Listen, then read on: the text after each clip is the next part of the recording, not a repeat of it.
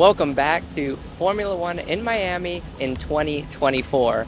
I am here on day one, Friday, and we are going to talk about everything you need to know about Formula One in Miami. And right now behind me, we have the F1 Academy cars doing their starts. So they just finished up their first practice, then they do their race starts and head back to the paddock. And yeah, so let's walk around, show you everything there is to see here on the campus and things that you should know.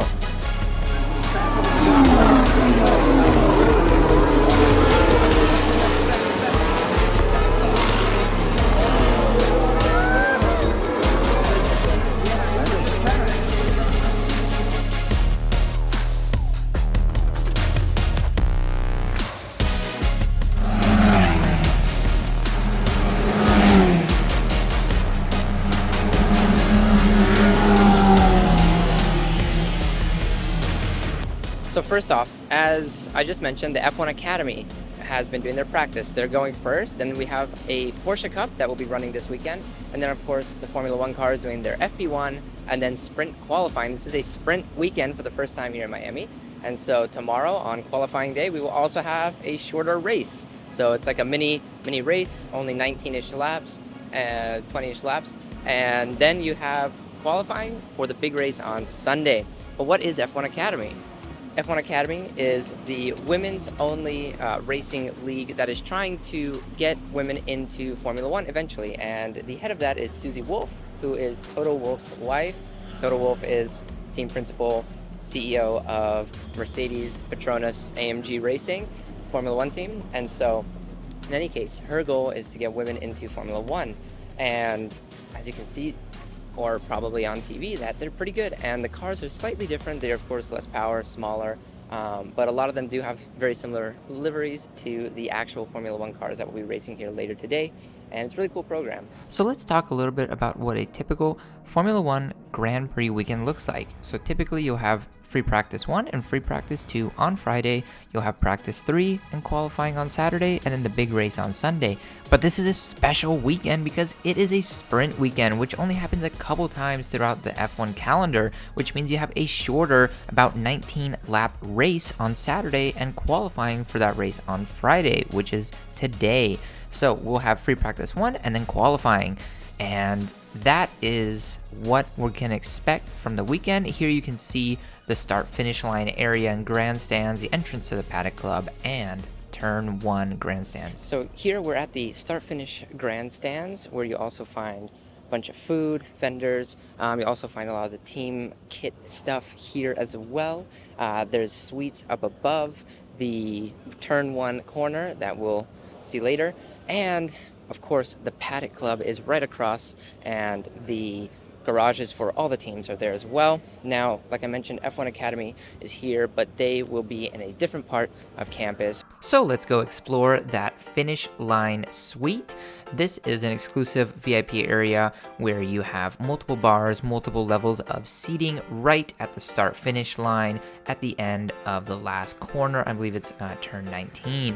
And it's a fantastic place, very airy. They even have the track up there acting as a light. You have a view of the paddock and all the cars coming into their respective garages. So there's a good amount of action that you will see here, and you're really close to a lot of the action. You also have a view of the main grandstands, and so I think this is a great spot for someone who is going to their first race and really wants to get a very comprehensive experience without maybe going to the Paddock Club or having to sit out in the sun in the grandstands. But let's make our way over to the other side of campus. Here we see another entrance to the Paddock Club where actually a lot of the teams enter, and we have a wonderful painting of Senna that was actually made by a Brazilian artist who I later saw on race day. All right, so right now we are on the west side of the campus. We're at turns, I believe, actually we're right at the end, so turns like 18, 17, and you can see the grandstands right here behind me. And let's go to the infamous, or famous, marina where they have yachts parked that aren't exactly in water. So the Marina Yacht Club is actually not just those boats that are sitting in fake water, but there's also a structure here that's multi-level to give you a great view of the sweeping turns here, and there's a bunch of private cabanas that can be rented. But these boats are quite pricey, and we even found David Dobrik and his crew on the last boat sitting here all at the end during the race. But of course, you get your own personal assistance and food when sitting here.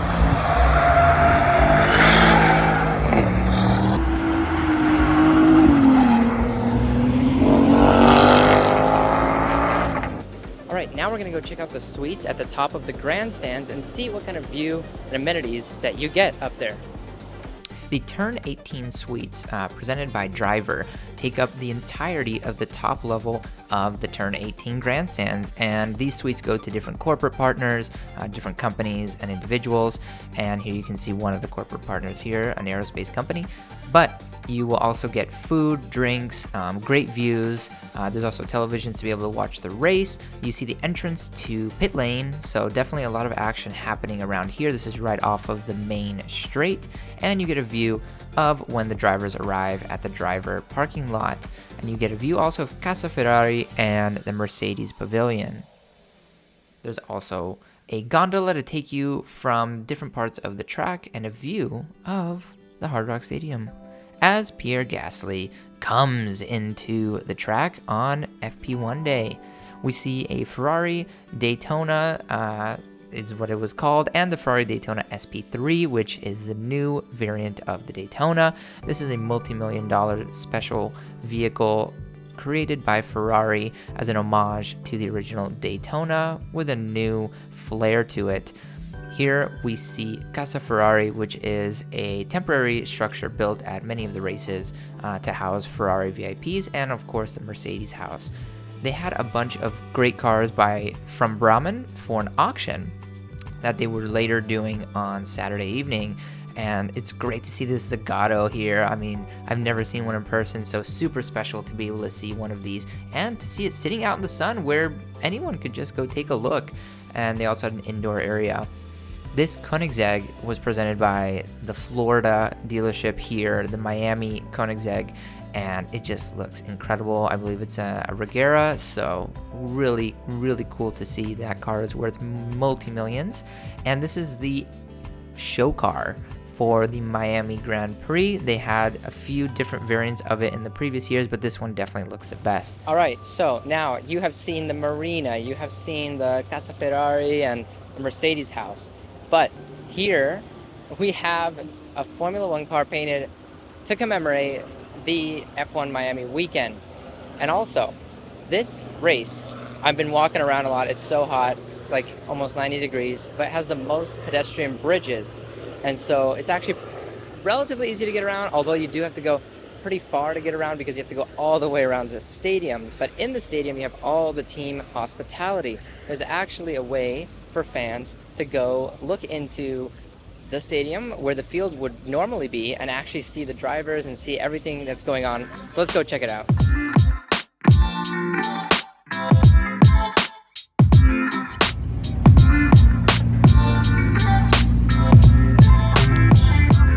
Now, to get a great view of the hospitality area, for most folks, you'll have to go to the top level of the Dolphins Hard Rock Stadium. And from there, you'll be able to see when drivers come in and out. And it actually got pretty full on Sunday when everyone was waiting for the drivers before and after the race. This is actually the media pen where all the drivers will do their interviews and one of the entrances to the Paddock Club.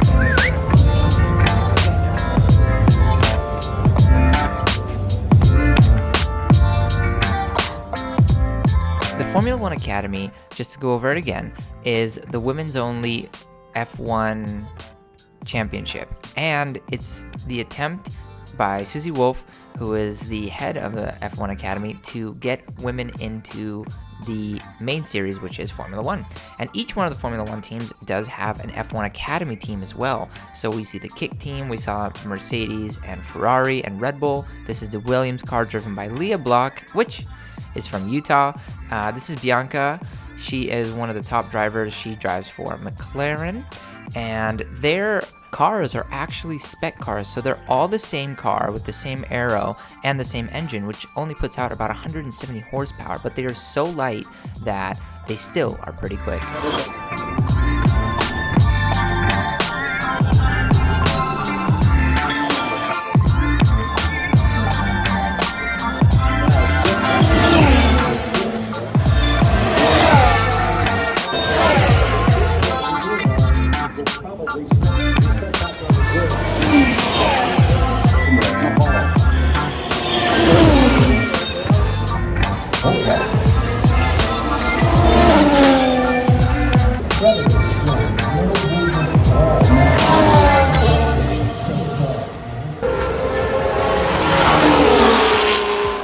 Red Bull has a huge presence here at the Red Bull Miami hospitality area and at the beach, which is the beach club where a lot of concerts are held. They even had a whole V-Carb car sitting here, which was super cool because you get to see the actual scale of the vehicle.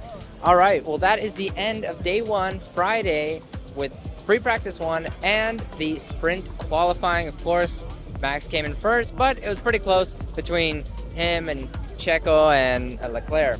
Now, what are some things that you got to know before coming to a race weekend? Well, we touched on a few of them already, but what else? Well, especially if you're coming to the Miami Grand Prix, well, you got to give yourself at least an hour and a half between when you leave, if you're staying in Miami proper, like Miami Beach, Brickell area, and by the time you get to the parking lot, you park, take the shuttle, get to the actual racetrack. It's going to be probably at least an hour and a half.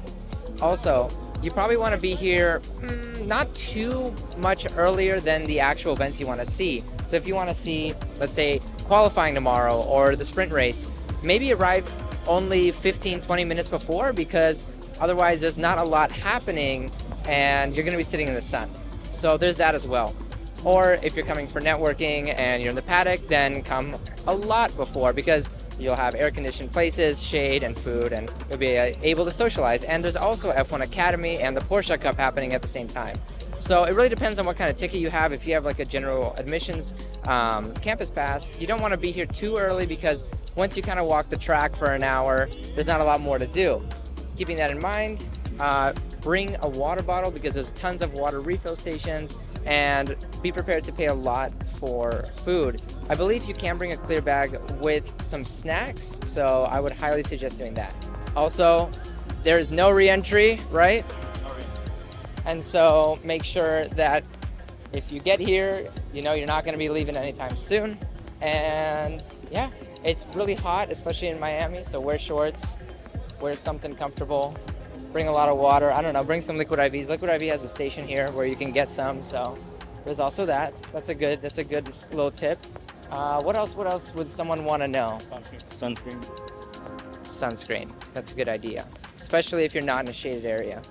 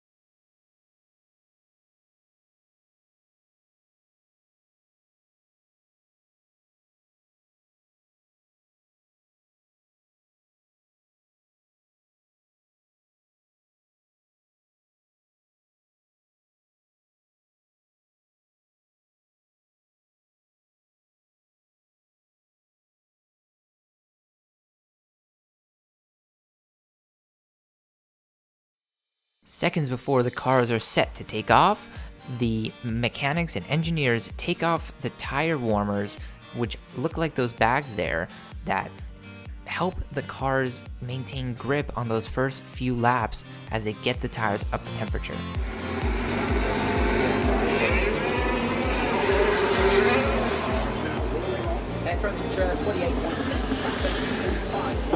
Yuki Tsunoda in the second RB, and Pierre Gasly in the second Alpine.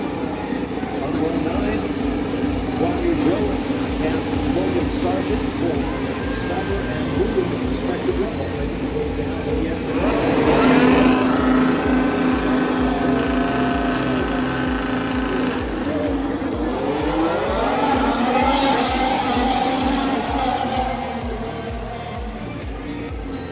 got a bloody nose. It's King's Bad. Look at that.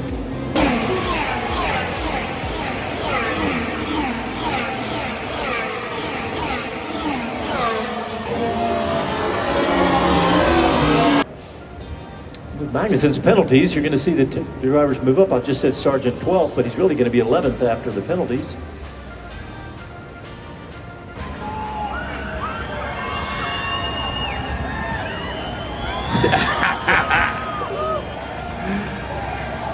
That celebration, 2 years in the making, quite literally. A broken hand in between.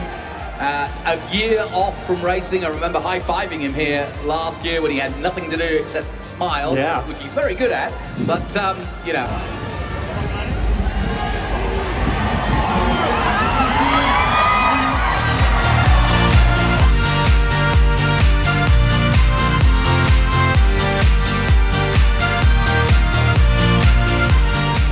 As you can probably hear, qualifying is going on right now after the sprint race. So let's go check it out. For a good 1 minute.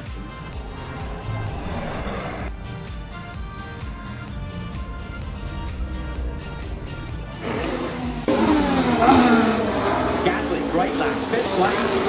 Yeah. Just at the right time. Logitech does improve, but doesn't get him out of the limitations. Spends a lot of his time in California.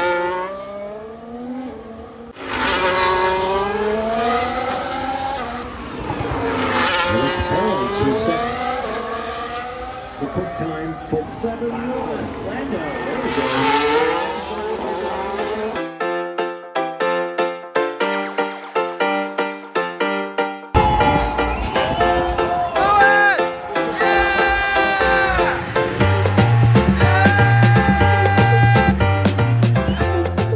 Well, ladies and gentlemen, it is race day. There is so much action on Sunday. I would say much more than even Saturday and Friday. So if you're gonna come any of the days, this is the one. And this is when all the celebrities come out for the Miami Grand Prix. Here, you can even see Elon Musk.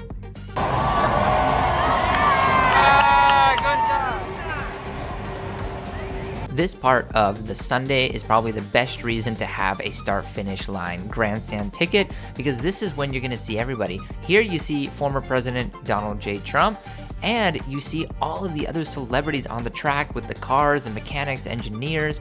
It's just everyone who's someone is gonna be right there on the track as they're gonna do the national anthem. You see Stefano Domenicali, the CEO of Formula One and part of Liberty Media. And then you're gonna see all of the drivers line up here for the introductions, instead of last year where we saw them do a more theatrical introduction. Also, that was Gianni Infantino, the head of FIFA. But now I think it's time for the race.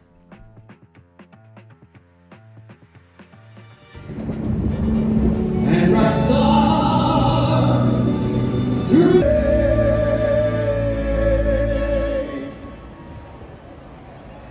for the land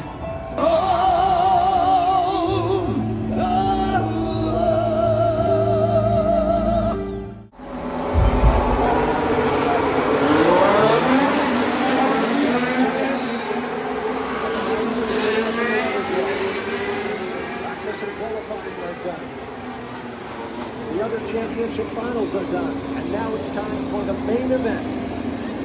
The Formula One Crypto.com Miami Grand Prix. I'm Bob Marshall, along with Jonathan Green. We'll be joined by John Massengill shortly. You see the crews leaving the starting. They're going to cars set up on their formation lap. With so many questions, Jonathan, a lot more than we normally find when we have three practices about this sprint weekend. Yeah, I want to say double jeopardy when you have a sprint race around a sprint circuit, because there's so many question marks on a total of 2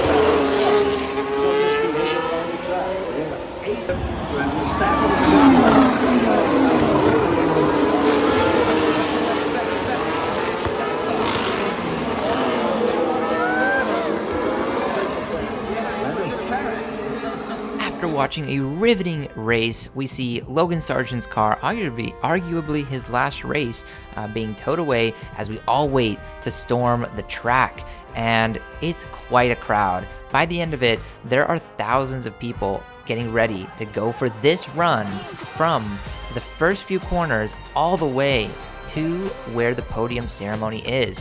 And the podium ceremony at this track, unlike many others, is actually held on the opposite side of the track. It is usually held right where the start-finish line is in Parc Ferme, but in this track, it's actually on the other side of the Hard Rock Stadium. Not a bad result, right? But when you drive the car in that far with Lando in front, it's a little bit of a surprise. Yeah, well, first of all, I'm really happy for Lando. He deserves it.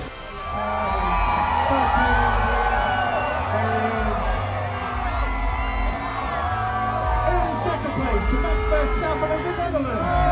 It's a podium of 6 races. Max Verstappen, winner, Lando.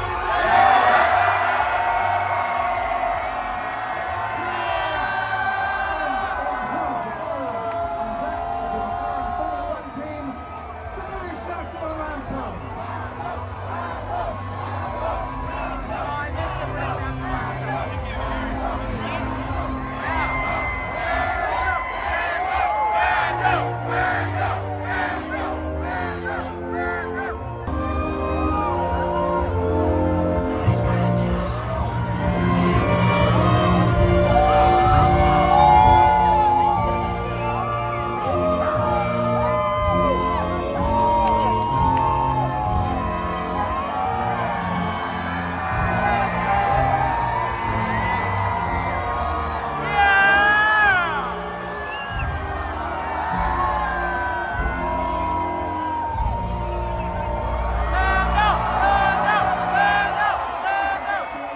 Last year, he's had 1 win, 1 second, 1 and he is now presenting the second place driver, Max Verstappen, who leads the World Championship.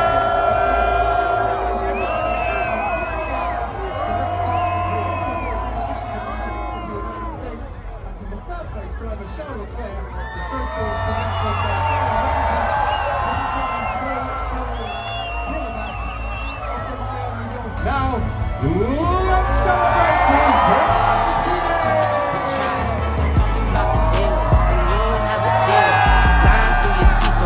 Thinking that it's real. I cut off the loose and so now everything is sealed. I dump off a bag and let my baby count the bills. Bada boom, bada bing. Catch me riding clean, not the paint, but the slips. Got 'em, I can't have no leans. Worry about the scene, like your life is a scene. Go hard and stay humble, can't let nothing come between. I'ma get that check like I never did before. And that is a wrap on the 2024 Crypto.com Formula One Miami Grand Prix. And thanks for watching. Like, subscribe. It was beautiful. It was amazing. Congrats to Lando Norris. He deserves it with that 7-second ahead of Verstappen win. Just incredible.